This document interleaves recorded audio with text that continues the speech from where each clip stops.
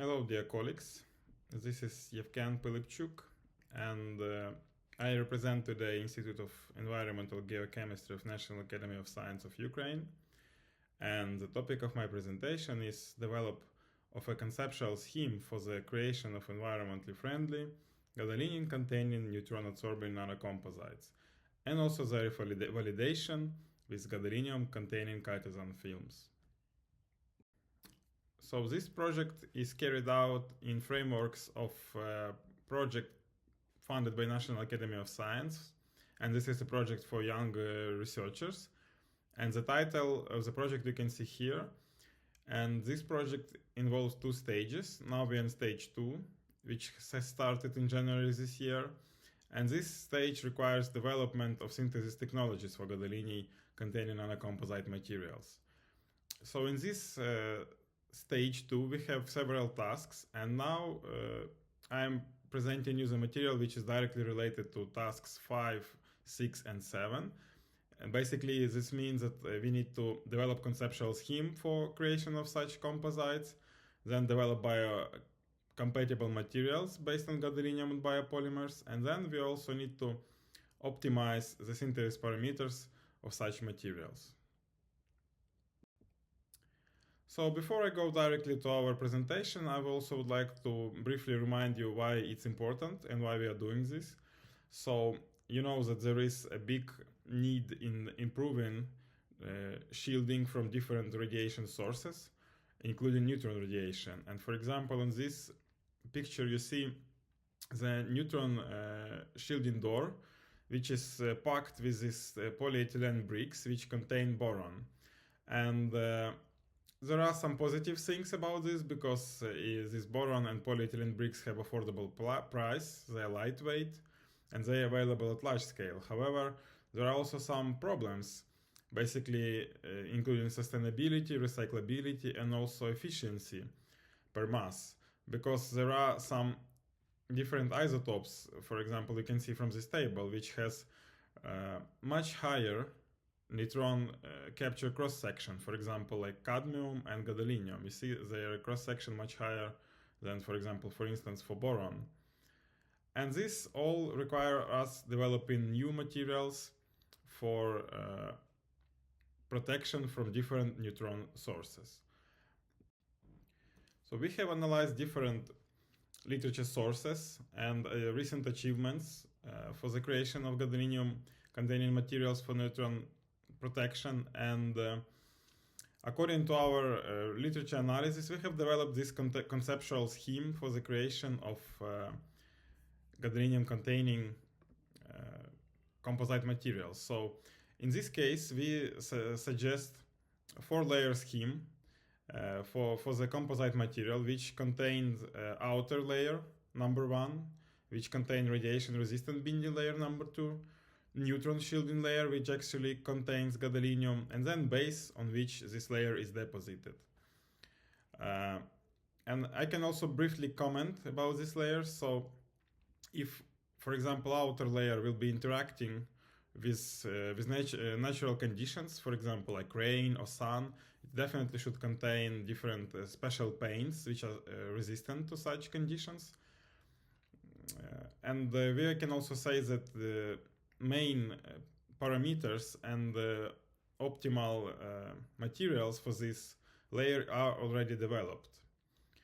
However, if we need to develop a radiation resistant layer and also neutron shielding layer, this is a bit more complicated. I will talk about this in next slide. And then as a base we can, for example, use wood, because it has also nice radiation shielding properties and very good construction properties.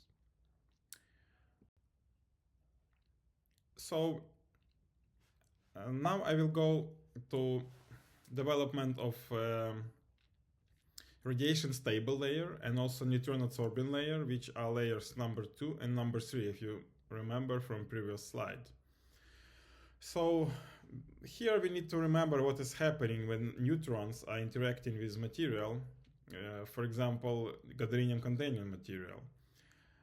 We can definitely see that while gadolinium isotopes interacting with neutrons, they provide some amount of gamma quants with high energy, and also they produce a big number of Auger and internal conversion electrons, which also have high energy. This means that when we have a neutron easily penetrating this layer number 1, then basically in layer number 2 and 3 it creates these high energetic particles which can destroy the material inside it.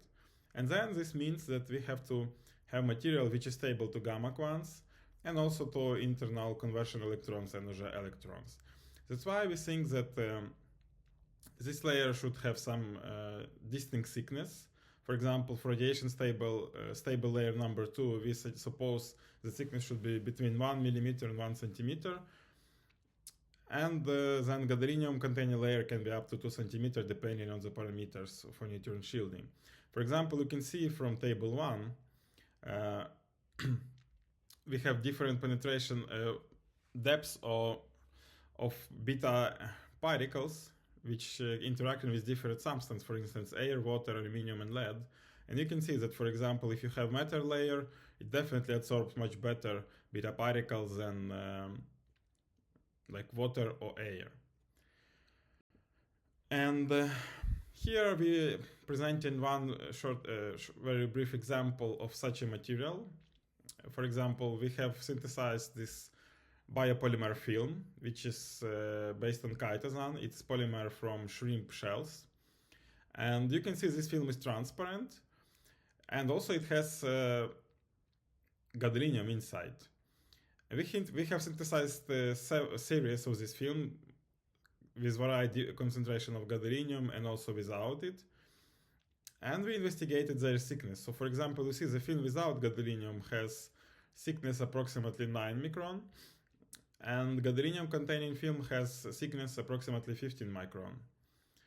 And here we're just showing electron microscopy images of cross-section of this film, combined with also elemental analysis. So for example, here you see we don't have any gadolinium here, otherwise it would be green.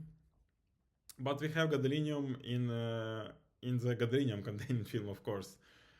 But this image just shows us that like we successfully incorporated gadolinium into our material. And also we can see the thickness of such a material. And then we tested such a material in radiation stability test. Basically we radiated such a film with beta particles. Their energy was, the voltage we applied was 15 kilovolt. And you can see that, for example, no gadolinium containing film has been destroyed while we were irradiating it with beta particles. You see like these rings, which definitely can confirm that the material was destroyed and evaporated during interaction with electrons.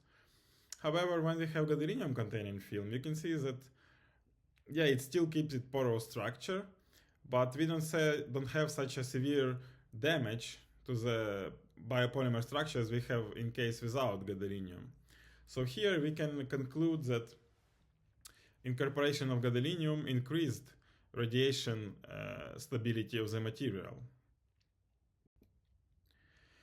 And in the last stage, we estimated neutral shielding capacity of such material. So we estimated how thickness of such a film and also gadolinium content increase or decrease permeability of neutrons. And you can see that, for example, while we increase thickness of this film and also while we increase gadolinium content, we increase thermal neutron permeability. So for example, at 5-8% gadolinium and approximately 20 micron thickness, we can block roughly 90% of thermal neutrons penetrating through such a material. So we can say that such a material, which is very thin, can already block thermal neutrons and also has stability in beta particle irradiation tests. And here we can conclude that we have developed the scheme for creation of such environmentally safe gadolinium containing materials. We can say that this scheme was validated using biopolymer films, and we can say that the high gadolinium loading in such film was demonstrated, And also we can conclude that these films exhibit improved radiation stability. For the future plans, we can say that now we need to focus on more extensive testing and evaluation of these material properties in practical application and also in real-world scenarios. With this, I would like to thank you for your attention, and I would be glad to answer all your questions. Thank you.